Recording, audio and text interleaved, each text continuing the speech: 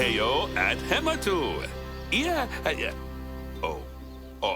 Sorry about that. I have a habit of slipping back into the Planko language. It's good to finally meet you in person. I'm Bernard, although I insist you call me Bernie. The only person who calls me Bernard is my wife. And even then, only when I've tracked elephant dung into the carpets. As you know, I own several zoos, but I always like to show people the ropes here at my home. This is the first zoo I ever opened, and a source of great pride for me. And prides, thanks to a lion breeding program we ran in the 80s. But we're in the middle of a big renovation, and that's where you come in. Sadly, our old contractor had to retire after developing a fur allergy. Poor devil kept sneezing his dentures into the lion habitat. So, it's up to you to finish everything off. Don't worry, though. I'm not completely throwing you into the deep end. My head keeper, Nancy Jones, will be lending a helping hand. Oh, she's a hard worker, and she'll expect you to be too. But I'm sure you'll get along like a house on fire, or even better, one that isn't on fire. Less shouting that way. Hello there. From that rosy, fresh face of yours, I'm guessing you're Bernie's new hire. Good. Now, I hope you're ready to ditch your diploma because we're about to get really hands-on. But before we begin the real work, how about we familiarize you with the zoo by learning how to fly around it and visiting some of our beautiful animals? We'll start by popping over and having a look-see at the grizzly bears in their habitat.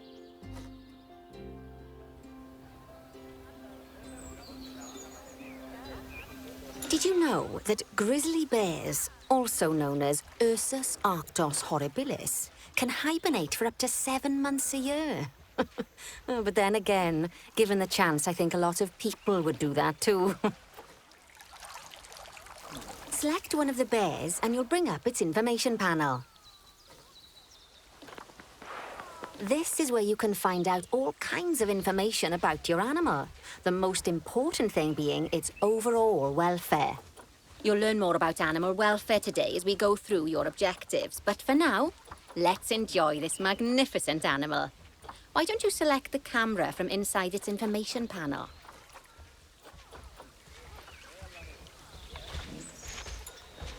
See, now this is a fantastic way to get a close look at your animals. Okay, when you're ready, let's pop over to the other side of the zoo and take a look at the lions. I've marked their location for you to find.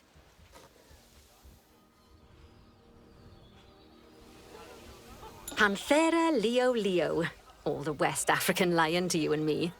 Lions are the most social of the big cats, and there can be as many as 40 lions in a pride, although prides of that size are pretty rare.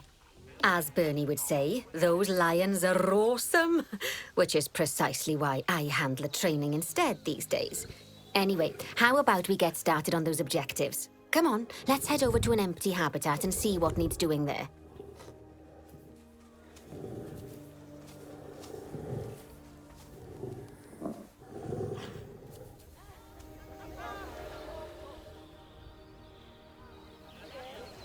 As you can see, it's a lovely space for animals, but it's missing a certain something. Well, 2 somethings. Warthogs. So I'd like you to adopt a pair of them. To adopt animals, we need to open the animal market, which is in the animal trading section.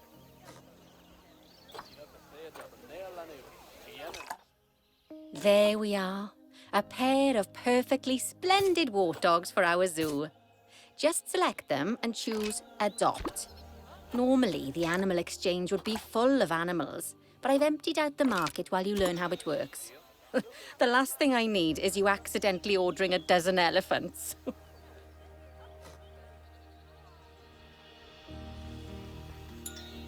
When you adopt an animal, it's automatically placed in the trade centre, where they're held until you're ready to move them into their habitat, which, as it happens, you are. So how about you move them into their new home?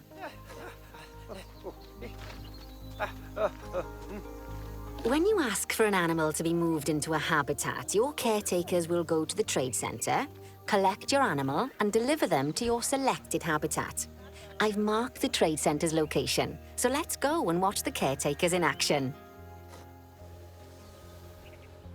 Well, as you can see, those caretakers don't hang about. They'll move those animals to their destination as fast as possible. Of course, normally we'd have to place the animals into quarantine before moving them into a habitat, but I am assured by a person of good standing that these warthogs are in the very rudest of health. Right, let's get the warthog's habitat finished up so we can keep them nice and happy. You see, each animal in the zoo has an overall welfare statistic, basically how happy they are. And that overall welfare statistic is itself comprised of 4 different areas: nutrition, social health, habitat, and enrichment. Luckily, if you select an animal, you'll bring up their animal welfare information panel, which we saw earlier, where you can see how they're doing. That way, you'll know exactly what areas need to be addressed. Don't worry if that's a lot to remember. You can always check the Zoopedia for more information. Animals also require stimulation to keep them happy. Let's add a lovely mud bath for the warthogs to roll around in. That bath will count towards their enrichment welfare, specifically their toy enrichment welfare.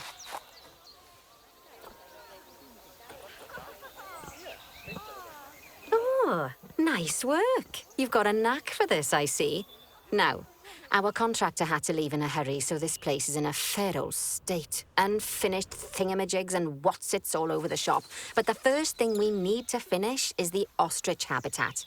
It's over near the hippos.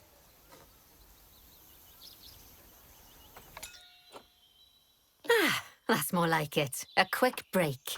Sometimes it's a good idea to pause the game whilst you're doing something which requires your concentration, because it'll stop the zoo spinning out of control while you're looking the other way. Let's keep the game paused while we get this ostrich habitat built. Okay, job number 1 here is to add a habitat gate before we complete the barrier. Every habitat needs a habitat gate. After all, how else would the keepers get in and out? Just make sure it's hooked up to the path so the keepers can reach it.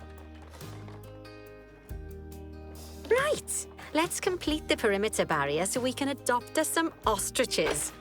I've marked out an area for you to use, so I'd like you to finish off the perimeter using the brick barrier.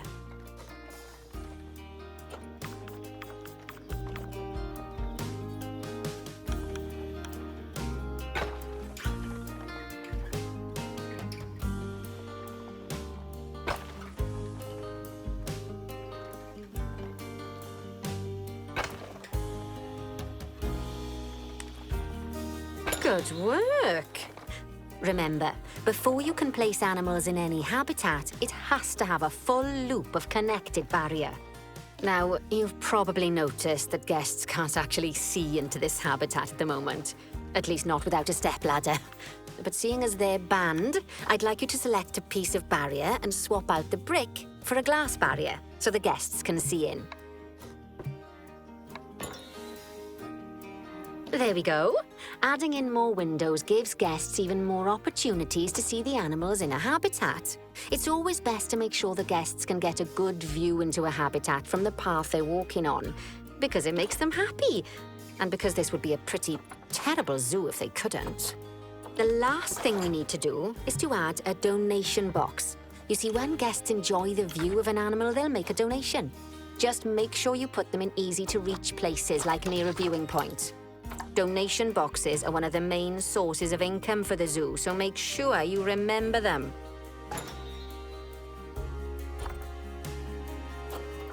Now, before we adopt our ostriches, you should unpause time. After all, if time's paused, then so are our caretakers, which will make it a bit tricky for them to deliver the ostriches.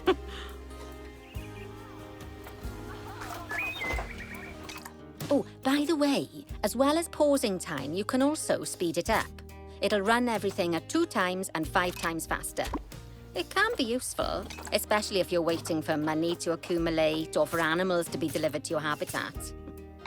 Personally, I use it when I'm waiting for a brew to finish. All right, you've finished the habitat, so it's high time we adopted those ostriches, don't you think? Let's get 4 of them in here. While we wait for them to be collected by the caretakers and brought to the habitat, you should get it ready for them. Add a suitable feeding station, water station, and an appropriate food enrichment item. It's often best to place things like enrichments and feeding stations near to the habitat perimeter so guests can get a really good view of the animals.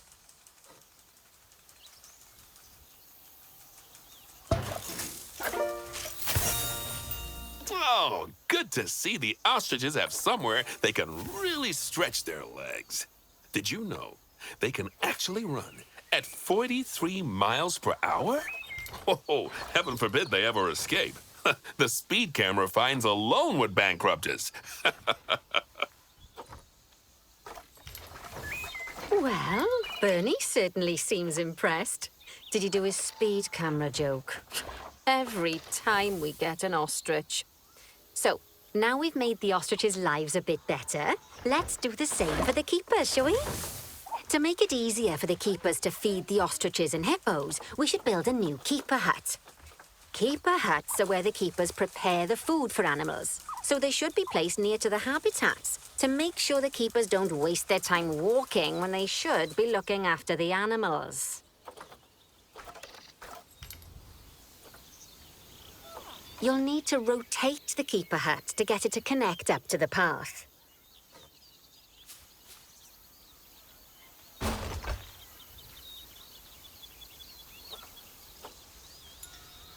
This keeper hut only has space for one keeper, but the larger keeper hut can allow multiple keepers to prepare food at the same time. Oh, but bear in mind that keeper huts and other staff facilities shouldn't be placed near to areas where there are lots of guests.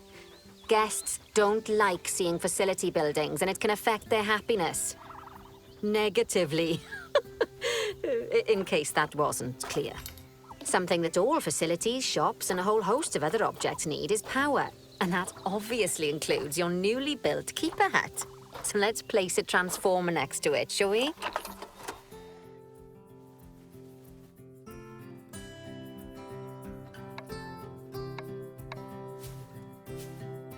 Lovely work.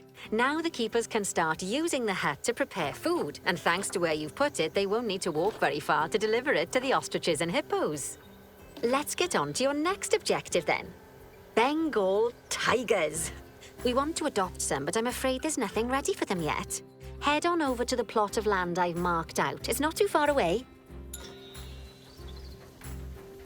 Righty, your next job is to build a habitat from scratch. And concrete and glass, I expect. So go ahead and build it. Just make sure that the habitat includes that big hole we've dug. Oh, and don't forget to add a habitat gate to the barrier.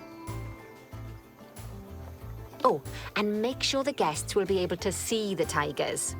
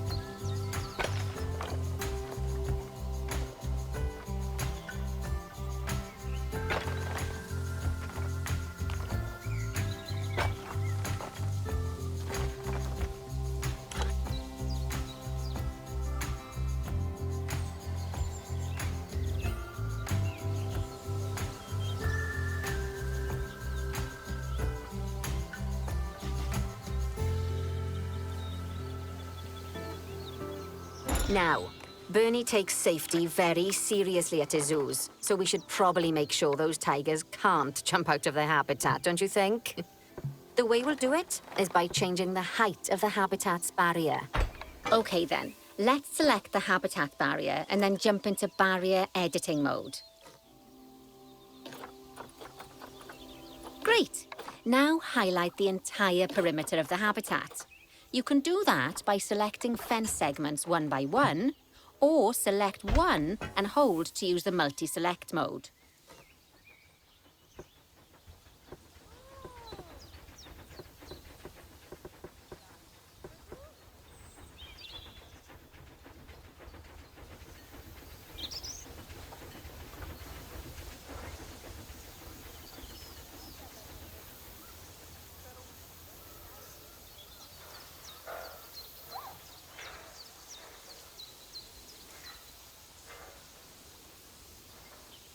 Now that the habitat is in place, don't forget to put down a donation box near to your viewing areas. We need every dollar we can get. Especially as these tigers aren't exactly eating instant noodles for lunch.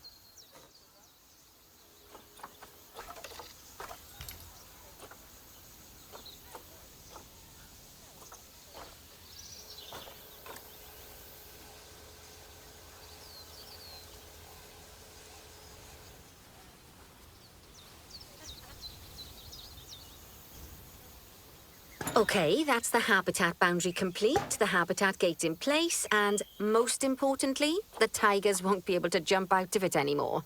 I think it's time we adopted those tigers.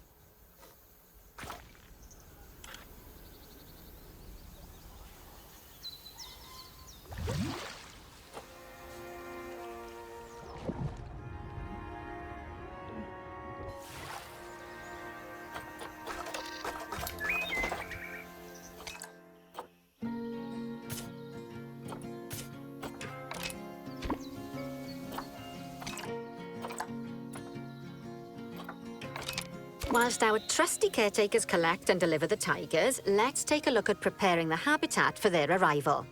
We'll start with the basics. Add a suitable feeding station for them.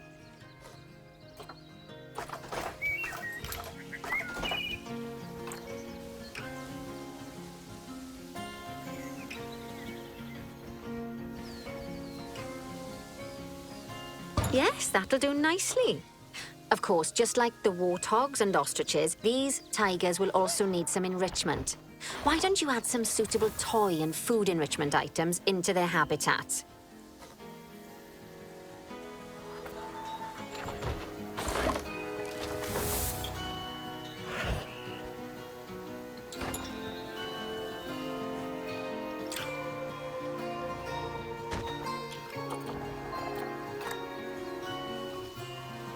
Okay, it's really starting to take shape. Now, the tigers will need a shelter in their habitat so they can hide from the guests, or more likely, the bad weather.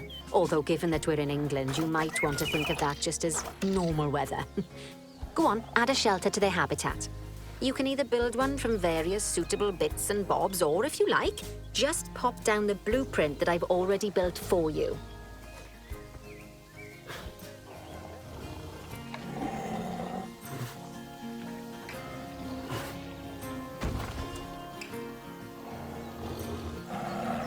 Oh, poor Dabs. I'm sure it can't have escaped your attention that the tigers look a bit miffed. That's because they aren't too keen on the type of terrain in their habitat.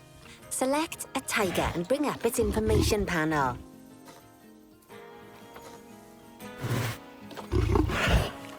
Rightio. Head over to the Terrain tab.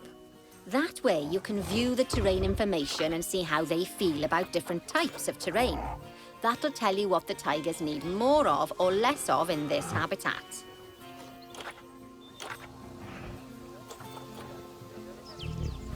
Okay then, open the terrain editing tool, select painting, and give them some more soil. Yes, that should help with the habitat part of their welfare.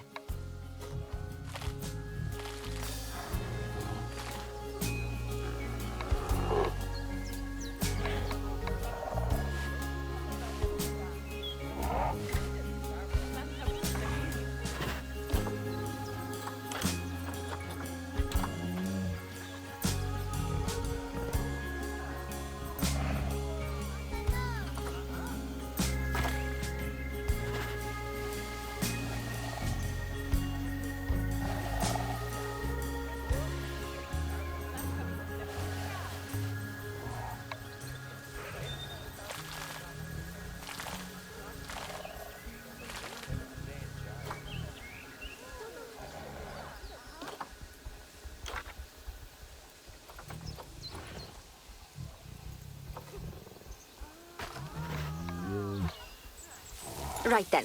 All animals need plants and trees from their own biome or continent. You know, deserts, savannas, or Asia, Europe, that sort of thing. It looks like these tigers need a few more plants in their habitat.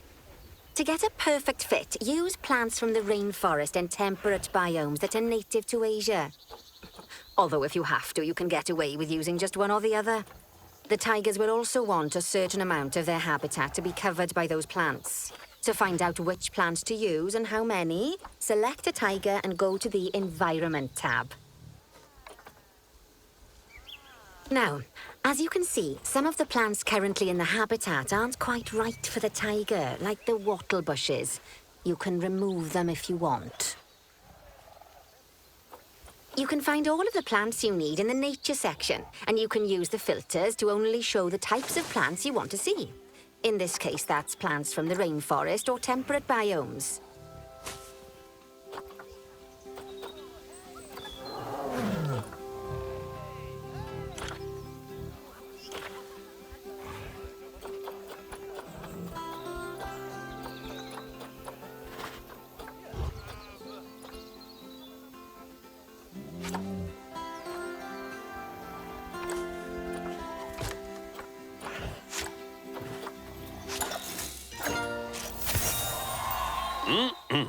They say the good fences make good neighbors. I guess that's doubly true when one of the neighbors is a Bengal tiger. Still, those tigers look so happy that I doubt they'd leave, even if you did poke a hole in their fence. Oh, but for heaven's sake, don't test that theory.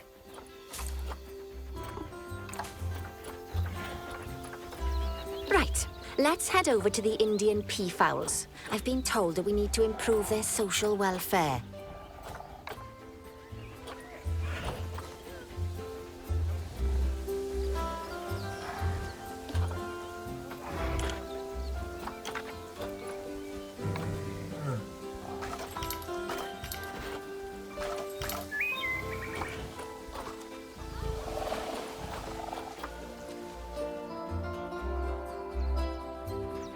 Now then, just find one of the peafowls and select them to open their information panel. Then we can have a good gander at how they're doing. Although technically, I suppose gandering would just be for geese.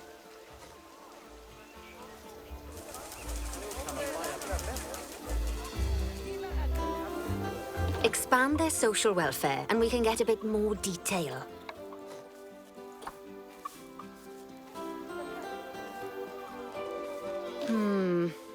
Now, they've clearly got plenty of space and they're not stressed, but it looks like their social group isn't quite right. So let's find out more. Head over to the Social tab to see what's wrong.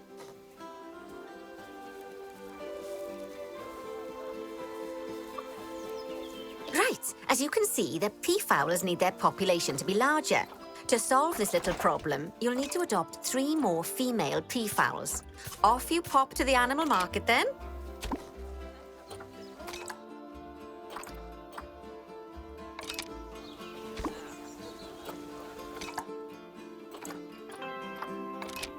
Good work on those peafowls. I expect they'll be delivered soon.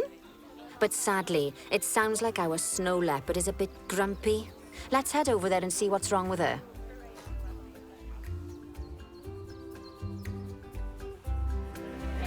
Just like people, animals can suffer from stress if things aren't quite right. You know, like when you see someone put in the milk before the tea bag. In the case of these snow leopards, they're a bit stressed by their lack of privacy. You can lower their stress levels by swapping out the normal glass barrier by their cave for one-way glass. It's not a cheap option, but I think they're worth the expense, don't you? This will give the snow leopards somewhere to go when they want to get away from the prying eyes of the guests.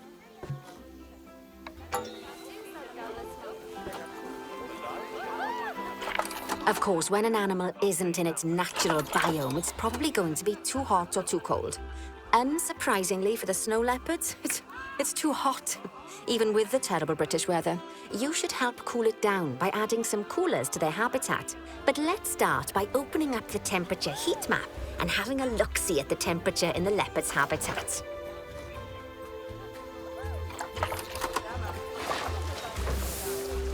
As you can see, we already have one cooler in there.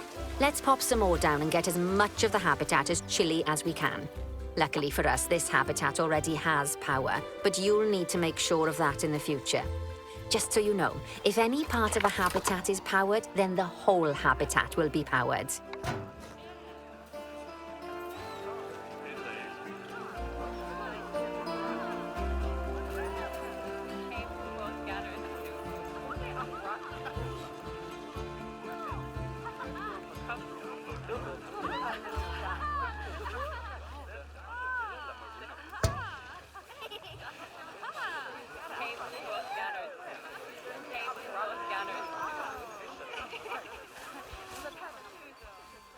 You can find heat maps for all sorts of helpful things, so do be sure to explore them and make good use of them.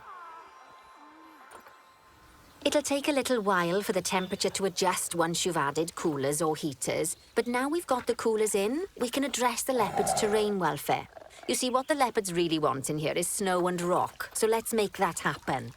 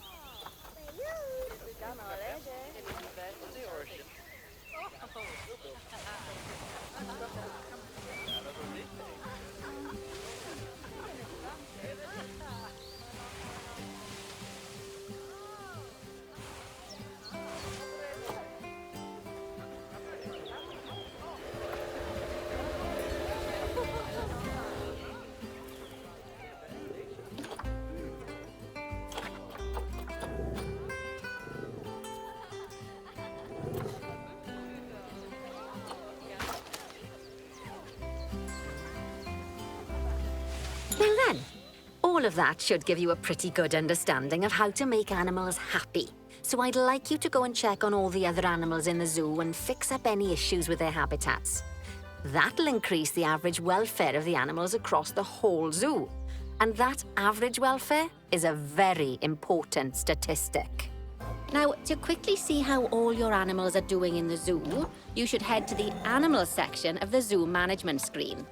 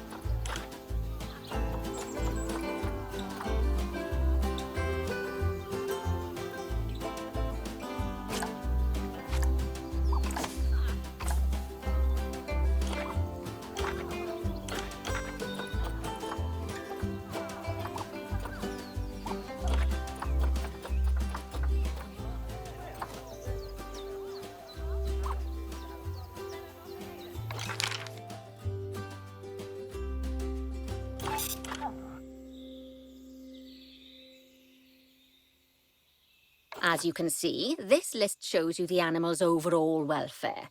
So if something's amiss, then you can quickly pop over to them using the locate tool. Right, I'm off for a cuppa while you make sure all the animals are well looked after.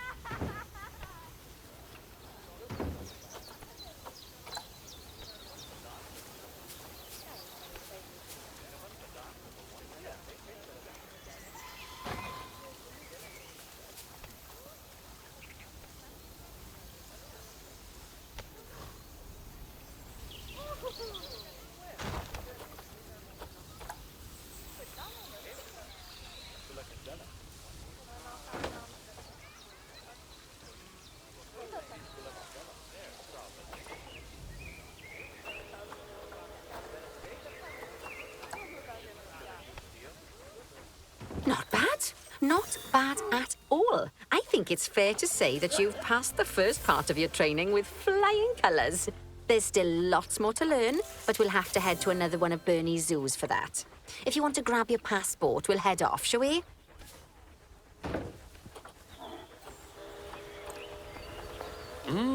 Sounds like you've got the whole zoo purring away nicely. Well, purring, grunting, screaming, booming. All the appropriate noises. I guess I was right to hire you, huh? Don't tell her I told you, but Nancy wasn't sure you'd even last the morning. So, we're happy this is working out. And Nancy owes me a Foxy coffee. As strange as it seems, considering we just met, when I look at you, I feel like you're the child I never had. After the one I did have, obviously. But you see, zookeeping's not for my daughter.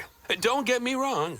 Emma absolutely loves animals, but she set her sights somewhat higher. Wants to save the entire planet. I'll just settle for saving a couple of species. And maybe having a type of frog named after me.